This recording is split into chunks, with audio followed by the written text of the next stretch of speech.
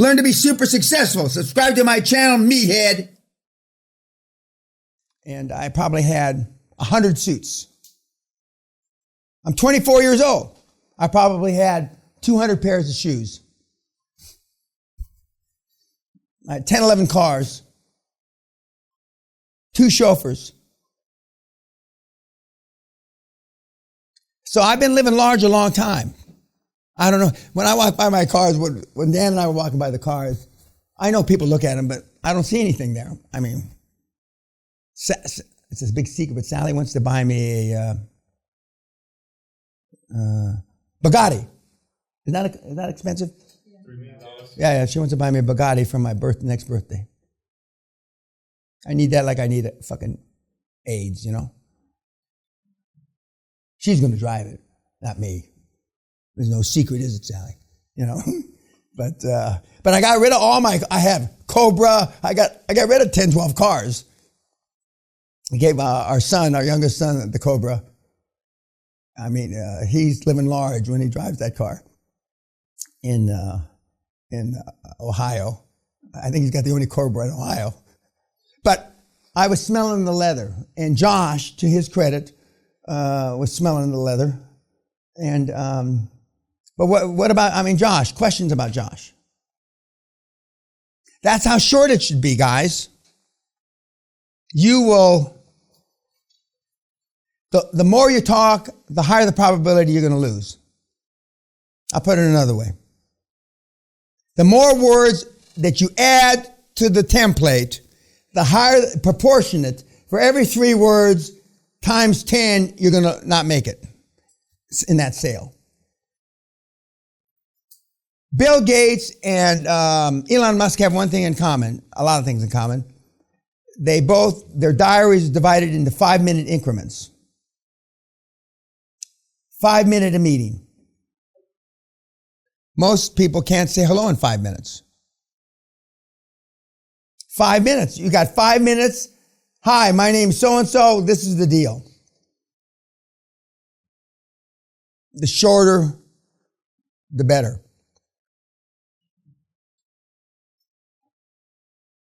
We talked about Bill Gates' 55,000 square foot house and Warren Buffett's 3,000 square foot house already.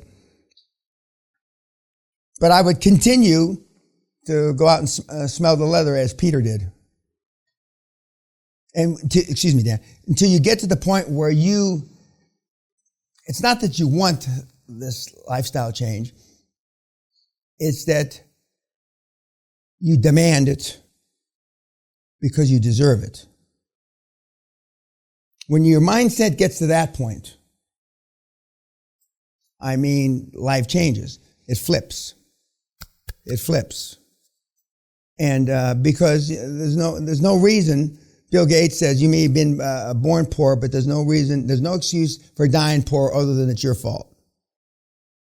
He says it nicer than that, but that's what he says.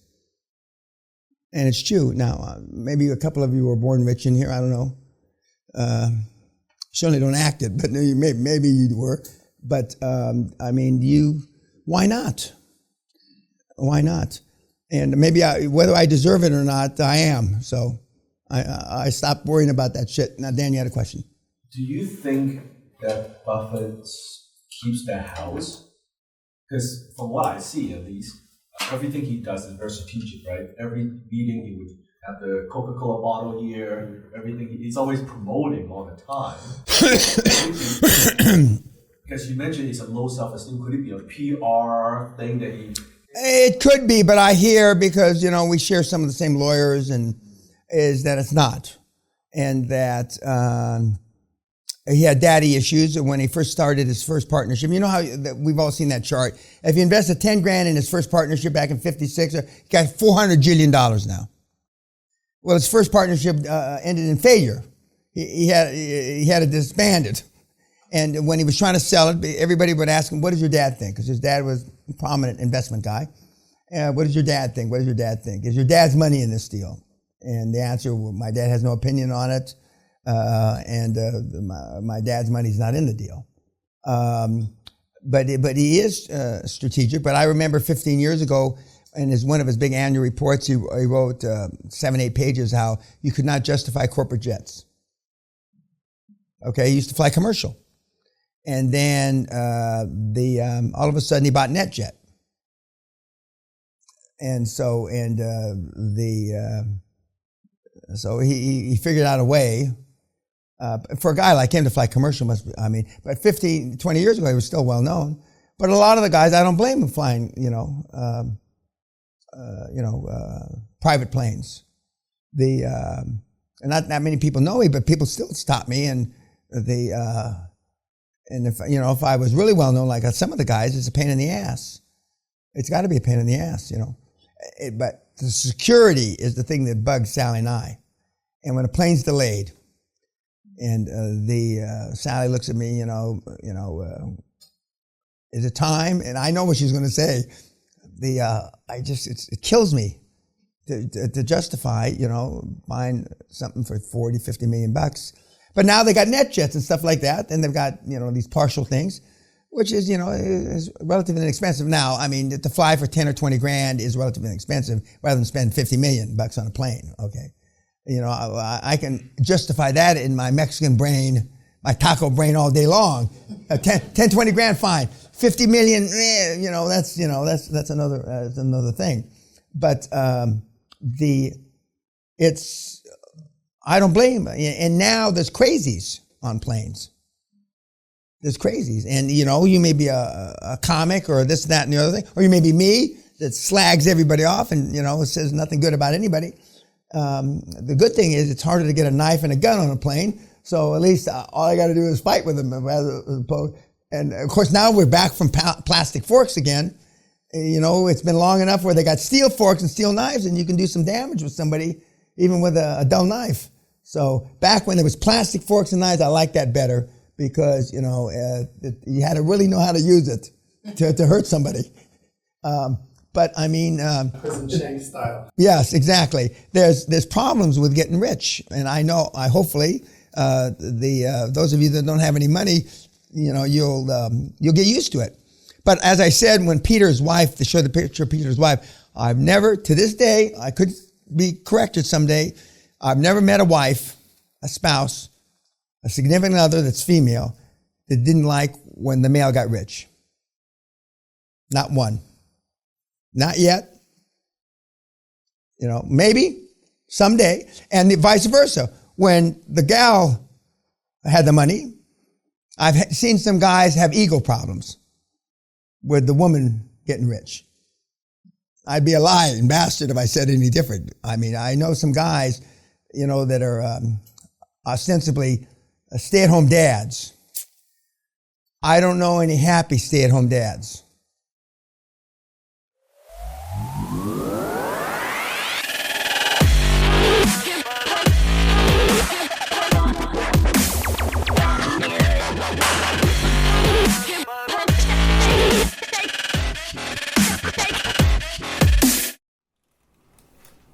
Zero. So, get a nanny, get a governess, get two. I've changed one diaper and 3 kids. And I was shamed. And somehow I got left with Dan Jr. And I forget, and there was poop running down the inside of his leg from his diaper. And 2 or 3 of the guys were with me, and he said, "Jesus, Dan, aren't you going to clean it?" So I took him into the men's room of the building I was in. I took his little diaper off, and I held him under the water faucet like this, And he says he can still remember looking at me. That's bullshit. He can't possibly remember. But anyway, and then I took paper towels with a stapler. I took paper towels and put it around his little butt, with a stapler. And that was my one experience of changing a diaper. And our kids still talk about it at Christmas and stuff like that, And the one diaper that I changed, or at least he changed my diaper, he didn't change any of your diapers. But it's a pain in the butt to get wealthy because there's a lot of other things you've got to do, security issues, etc. And but it's all worth it. I'm not saying that I want our wealth to go away, but it's all worth it.